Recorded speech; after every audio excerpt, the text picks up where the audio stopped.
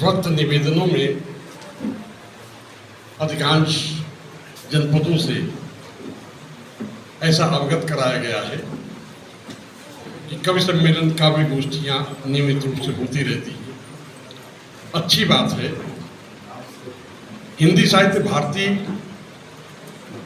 के प्रचार प्रसार विस्तार, इसके लिए जो संकल्पनाएं निश्चित की गई हैं उसमें कुछ आयाम निश्चित किए गए हैं।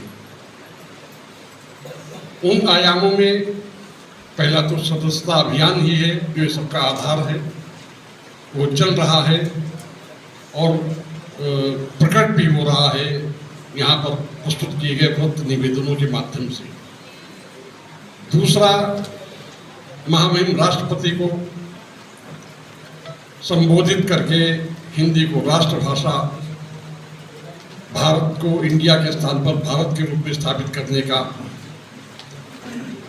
जो आग्रह पत्र के माध्यम से किया गया है, वो पत्र लेखन अभियान भी इस हिंदी साहित्य भारती का एक महत्वपूर्ण आयाम है, जिसकी प्रगति के बारे में हमारे श्रद्धेय केंद्रीय अध्यक्ष जी ने यहाँ पर हम सबको अवगत कराया है।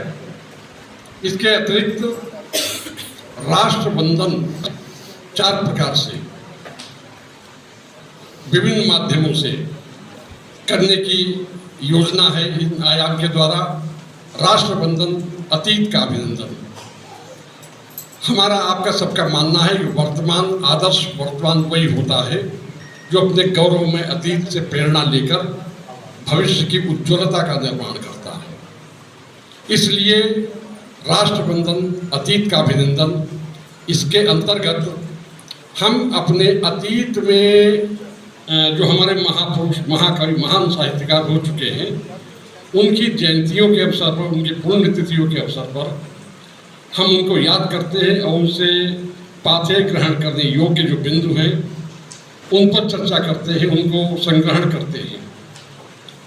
राष्ट्रबंधन, वर्तमान का अभिनंदन, हमारे देश और समाज के निर्माण में वर्तमान में जो गद्य पद्य के रूप में साहित्यकार, रचनाकार लगे हुए हैं, उनकी चिंता चर्चा करते हैं, उनको सम्मानित करते हैं। इसी प्रकार से राष्ट्रबंधन, कवि अभिनंदन, ये नई पीढ़ियों के लिए आयाम खोला गया है, जिसमें पुरानी पीढ़ियों के कवियों का मार्गदर्शन मिलता है और नए कवियों को प्रोत्साहन मिलता है।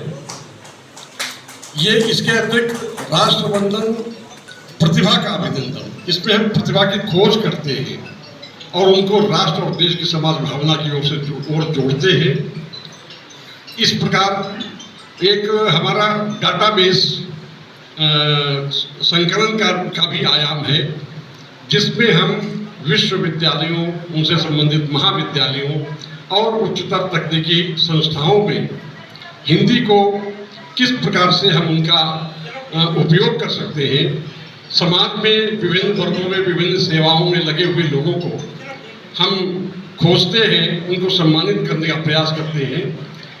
व्यवसाय के क्षेत्र में भले कोई व्यवसाय हो, डॉक्टर हो, वकील हो, लेकिन वो अपने घर में तो हिंदी का ही प्रयोग करता है, तो हम उसकी इस भावना को थोड़ा सा और प्रोत्साहित करके उसको हिंदी के माध्यम से हिंदी की ओर जोड़ सकते हैं। इस प्रकार से भी अभियान हमारे चलाने की आवश्यकता है। और जिस प्रकार से हम आप अनुभव करते हैं कि कविताएं, काव्य गोष्ठियाँ, कवि सम्मेलन किए जाता है, यद्यपि वो आकर्षक होते हैं, यद्यपि वो समाज और राष्ट्र की उन्नति का संदेश भी देते हैं, लेकिन उनका प्रभावशीलता एक पारंपरिक रूप से जो अतीत से चली आ रही है, केवल उतना ही प्रभाव होता है। कवि सम्मेलनों में हम कवियों को आमंत्रित करते हैं। कवि केवल अपनी कविता पाठ करने के लिए आता है, भले ही वो देश और समाज से जुड़ी हुई हो। उसके अतिरिक्त उसका कोई भी आकर्षण, कोई भी समर्पण हमारे हिंदी साहित्य भारती के प्रचार प्रसार के लिए हो, ऐसा कम होता है। मैंने अपना अनुभव किया है, यदि हम विभिन्न प्रकार के आयामों के अंतर्गत यदि हम विचार गोष्ठियाँ भी आयोजित करें, उसके लिए विश्वविद्यालयों और महाविद्यालयों से संपर्क करके भले ही जो समय के सापेक्ष बिंदु हैं, समस्याएं हैं, उनको लेकर हमारी हिंदी किस प्रकार से उनमें उनके निराकरण में सहयोग कर सकती है, इस प्रकार के कई विषय बिंदु हमारे केंद्रीय दृष्टि ने संकेत किए हैं।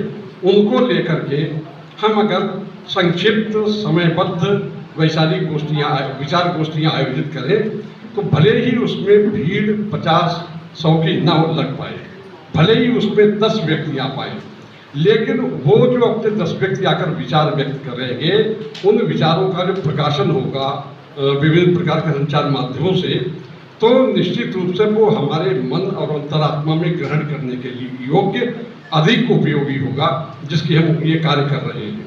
तो इसके लिए एक आवश्यकता है कि हम विचार गोष्ठियों पर भी थोड़ा ध्यान दें। उन कवियों को जो केवल कविता पाठ के लिए उसमें आते हैं, उनसे भी आग्रह करें कि वो उनको विषय जो हम दें, उन विषयों पर अपने गद्यात्मक विचार भी प्रस्तुत करने का अभ्यास डालें। तो निश्चित रूप से जब वो उनका इस वैचारिकता की ओर भी रुझान बढ़ेगा, तो उसका लाभ हमारी हिंदी साहित्य भारती को निश्चित रूप से मिलेगा। हमारे एक आयाम है कि हम हमारे जो हिंदी के वरिष्ठ रचनाकार हैं, साहित्यकार हैं, उन पर शोध कराने के लिए शोध निदेशकों की एक सूची तैयार करें अपने विश्वविद्यालयों महाविद्यालयों से संपर्क करके, और हम जो किन्हीं कारणों से किन्हीं प्रभावों जिन महत्वपूर्ण व्यक्तियों के साहित्य पर सृजन क्षमता पर शोध नहीं हो पाई है, हम उन पर शोध करने के प्रयास करें। उन शोध निर्देशकों के माध्यम से उनकी भी सूची, उनकी भी हमारे पास डाटा होना बहुत आवश्यक है। इस प्रकार जो अनेक आयाम जो रखे गए हिंदी साहित्य भारती में उद्घाटित किए गए हैं, हम ये चाहते हैं कि कविता प्रस्तुतियों के अतिरिक्त अन्य माध्यमों का भी उपयोग करें, तो निश्चित रूप से हम सभी को बहुत अधिक सफलता मिलेगी। धन्यवाद।